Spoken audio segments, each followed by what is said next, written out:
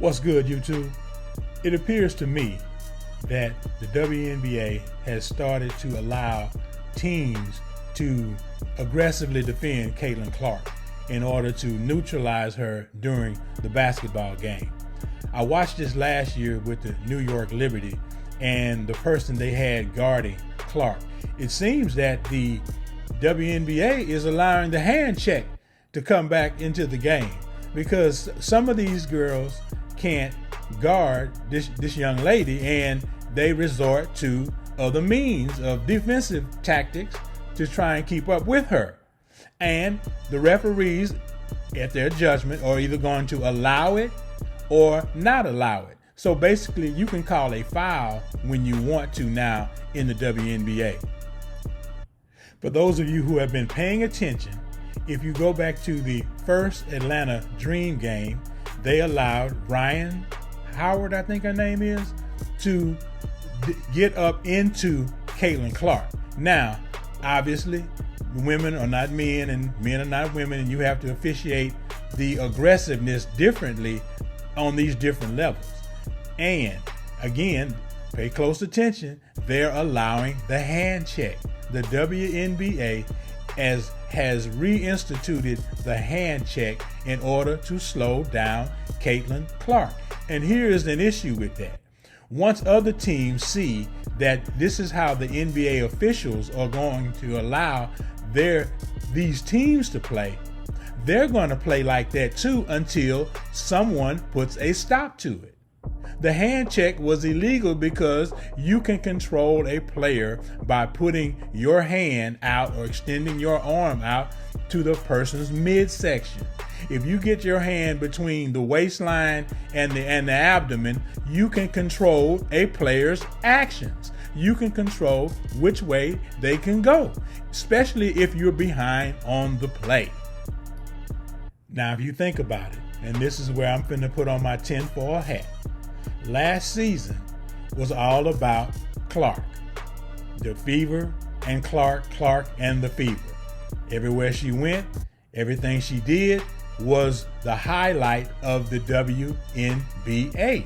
And a lot of other players were jealous of that because they weren't getting the shine. They weren't getting the attention. Hey, we've been in the league X number of years and we didn't get this kind of shine. So why are you all giving this shine to this, white girl? Let's just be blunt with it. I'm just being straight up with you. Ain't no future in your front. So this is how they're thinking.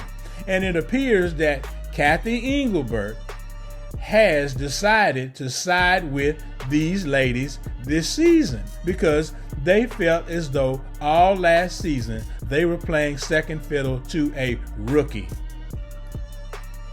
You see the problem with the WNBA, first of all, the brand itself and the lack of profitability it has been for decades, is they finally have someone that can bring more revenue to the sport. But they don't seem to care about that.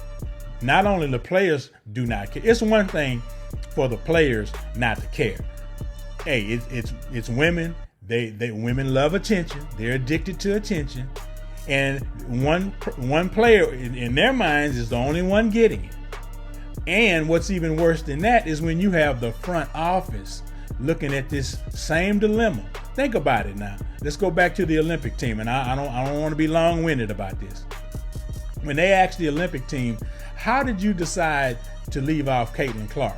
Well, they said, well, we didn't want her fans to be yelling from the stands, give her some playing time, give her some playing time. That was a factor. We weren't looking at how much fan support, how many views she was getting in the WNBA, so that we didn't allow that to play into our factoring into picking the team. Now, if you look at everybody that picked the team, that'll tell you the whole story. That's a whole nother conversation for another day.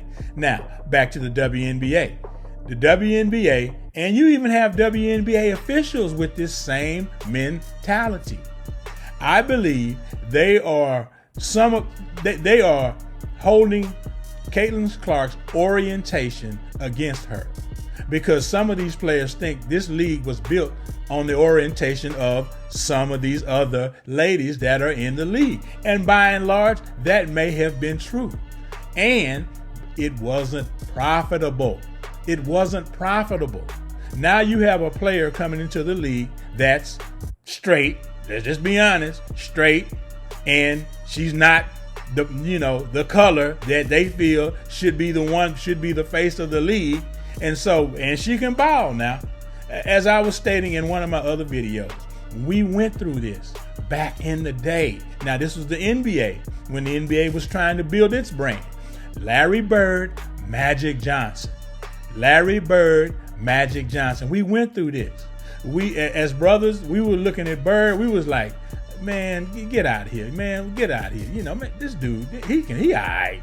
And then we had to finally come to the conclusion, because he was giving everybody the business.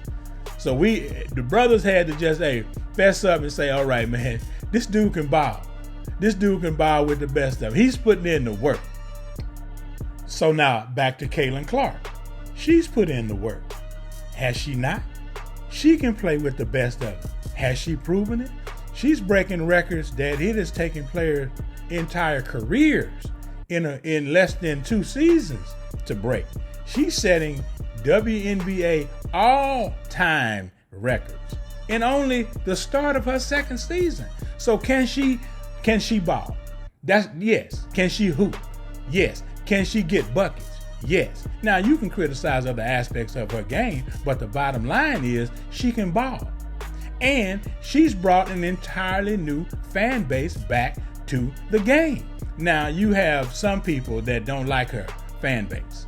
They've made accusations against them, just like in this last game, where you have a player from the Chicago Sky mention that they heard a slur yelled from a fan in the last home game of the Indiana Fever. Now, they're talking about doing an investigation, which that's going to amount to nothing, because it wasn't said. Nothing was said. The Sky was getting the business from the Fever, and they couldn't handle it. They were losing. They were getting smacked around. And so they just made up this story that the front office commented and made a statement. They put out a statement about how they're not going to allow this. You see how they were quick to respond to that foolishness? Now, today in the news, they have Brittany Griner on tape. Look like she's making some racial slurs, but the news didn't say anything about that. Look at the difference now. Look at the motivation behind this. Here you have an accusation being made against an entire fan base that wasn't true. Story has no legs. If the commissioner is worth her salt, she'd come out and say, hey, we found nothing.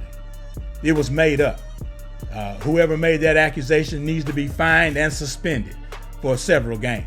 But she's not going to do that, because she is afraid of the players she's afraid of the players that she's supposed to be over. She's the WNBA commissioner. Her job is to bring profitability to the league for the owners. Now, obviously, we know that's not happening, but that's her responsibility. That's every commissioner in professional sports' responsibility. The WNBA commissioner is the representative of the owners. Now, if the owners are saying, hey, we need to slow down Caitlin Clark this year and give these other girls some shine, they need to check themselves. You shouldn't be given anything. You should earn it. Okay? That's how you get the term DEI. Didn't earn it.